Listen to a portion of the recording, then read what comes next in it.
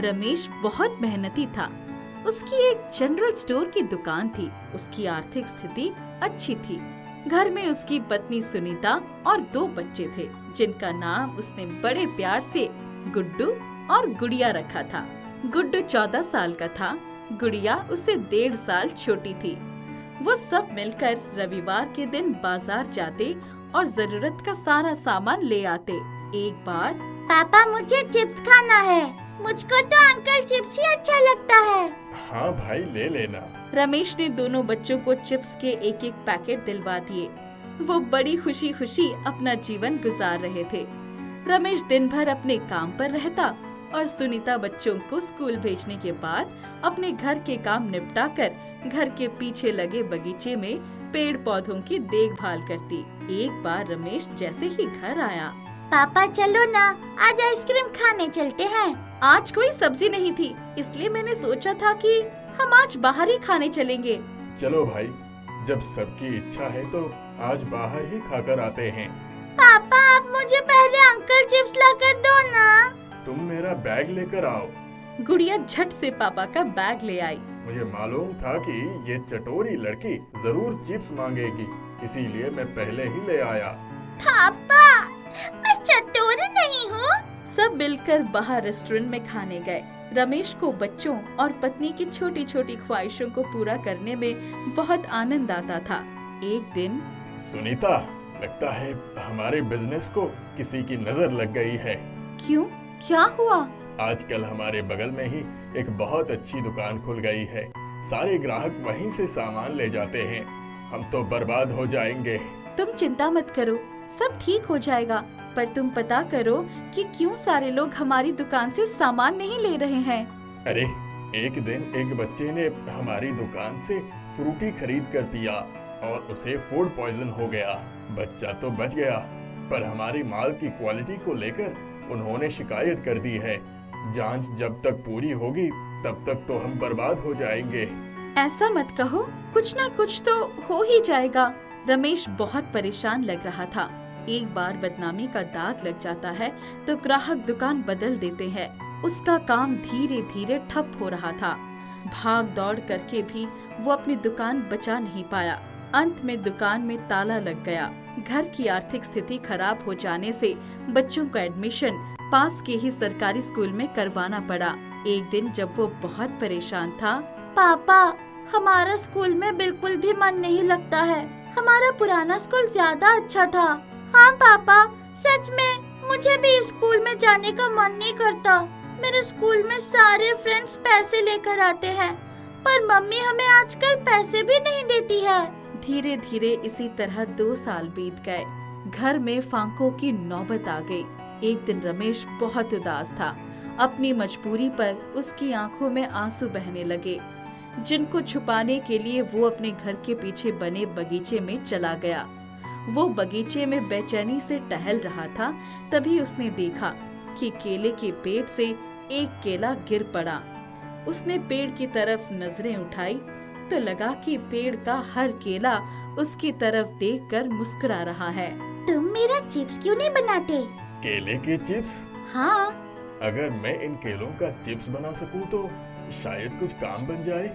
रमेश ने पेड़ से कुछ केले तोड़ लिए और घर में आकर उसे छील काट कर कहाड़ी में तेल डालकर चिप्स की तरह तल दिया। उसके ऊपर काला नमक और चाट मसाला डालकर, गुड्डू, गुड़िया, जल्दी आओ, देखो मैंने तुम्हारे लिए क्या बनाया है। पापा ये तो गोल वाले चिप्स हैं। खाकर देखो कैसे हैं। बच्चों ने जैसे ही चिप्स मुंह में डाला, वाह पापा, ये तो बहुत मजेदार और टेस्टी है। बच्चों, आपको पता है इस केले के चिप्स में बहुत ज्यादा आयरन होता है। और आपको पता है ना कि आयरन हमारी सेहत के लिए कितना फायदेमंद होता है। माँ, मेरे टिफिन में भी आज यही दे देना, मैं अपने दोस्तों को भी खिलाऊंगा। माँ, मेरे टिफिन में भी।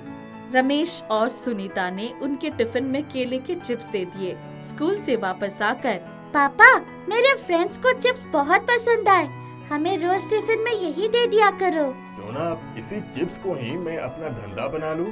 उस दिन वो सब्जी मंडी जाकर बहुत सारे केले खरीद लाया। दोनों पति पत्नी ने मिलकर ढेर सारे चिप्स बनाए। रमेश ने उसे रंगीन पैकेट्स में पैक कर दिया और सुनीता घर घर जाकर उन्हें बेच आई।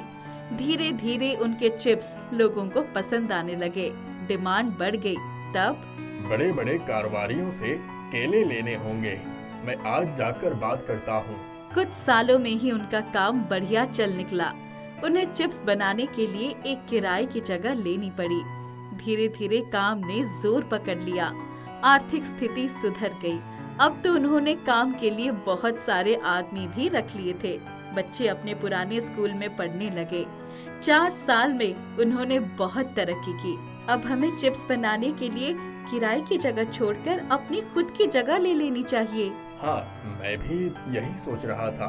एक बड़ा घर खरीद लेते हैं और उसमें शिफ्ट हो जाते हैं। साथ में ही चिप्स के लिए बड़ी सी जगह भी देख लेंगे। अब तो बच्चे भी बड़े हो गए हैं, उनको अलग कमरा चाहिए होता है।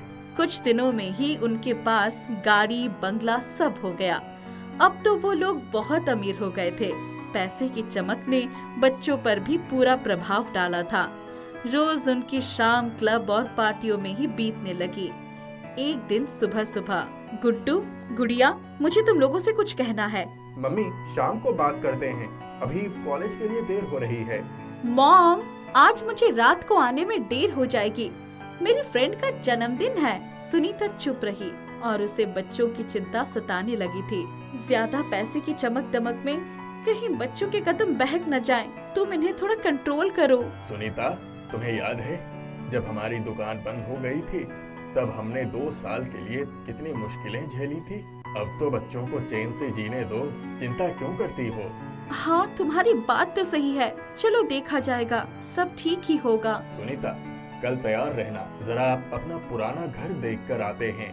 हाँ चलो, बहुत दिन हो गए हैं। दूसरे दिन सुबह बच्चों के कॉलेज जाने के बाद दोनों अपनी गाड़ी में बैठकर पुराने घर की तरफ चल पड़े। 1 घंटे में वो लोग वहाँ पहुँच गए। दोनों घर के बाद बगीचे की तरफ चले गए। वहाँ जाकर सुनीता की आंखें भर आई। मेरा आधे से ज्यादा समय इसी बगीचे में ही निकलता था। कितना वीरान हो गया है ये। तुम एक माली यहाँ भी क्यों नहीं रख देते हो? रखा था, पर कोई टिकता ही नहीं है, बहुत पैसा मांगते हैं। घूमते घूमते वो दोनों उसी केले के पेड़ के पास से निकले। अरे देखो, ये पेड़ भी कैसा सूख गया है, इसको कटवा ही देते हैं। तभी ऊपर से एक सूखा हुआ केला तपाक से नीचे गिर गया। और रमेश, तुम बहुत बड़े आदमी हो गए हो, पर अपनी जड़ों को भूल गए हो। याद करो, जब तुम उस समय परेशान होकर बगीचे में घूम रहे थे, तब मैंने ही तुम्हें चिप्स बनाने का आइडिया दिया था, जिसकी वजह से आज तुम यहाँ तक पहुँचे हो और आज मुझे ही कटवाने की सोच रहे हो। मत भूलो कि आज तुम्हारे पास जो कुछ भी है वो मेरी ही वजह से है। मुझे माफ कर दो, मैं सचमुच अपनी जड़ों को भूल गया था।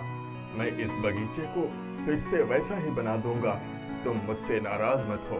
दूसरे ही दिन रमेश अपने साथ बहुत सारे मजदूर लेकर आया और पूरे बगीचे को खुदवाकर वहाँ ढेर सारे केले के पेड़ लगवा दिए और 2 माली रख दिए। अब तो नाराज नहीं होना? सुबह का भूला अगर शाम को वापस आ जाए तो उसे भूला नहीं कहते हैं।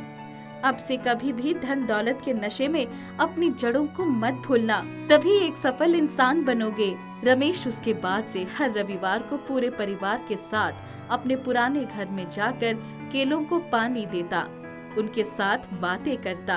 अब उनका जीवन पहले से भी अधिक समृद्ध हो गया था। जादुई चिप्स ने उन्हें बहुत ऊपर पहुंचा दिया था। बहुत साल पहले की बात है।